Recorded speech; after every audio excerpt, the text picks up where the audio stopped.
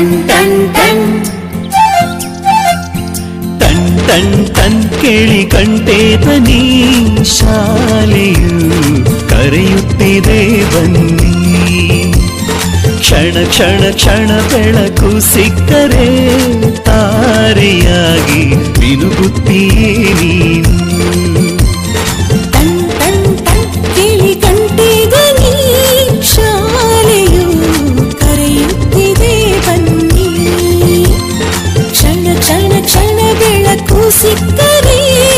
ತಾರೆಯಾಗಿ ಮಿನುಗುತ್ತೀಯೇ ನೀನು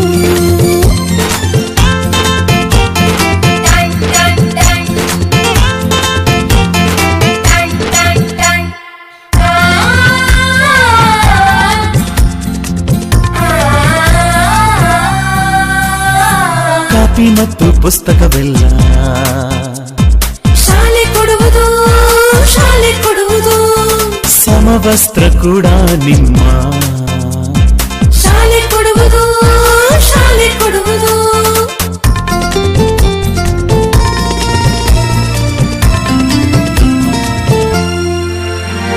ಶಾಲೆಯು ಮನೆಯಿಂದ ದೂರವಿಲ್ಲ ಕಡಿಮೆ ಆಯ್ತು ಅಂತರ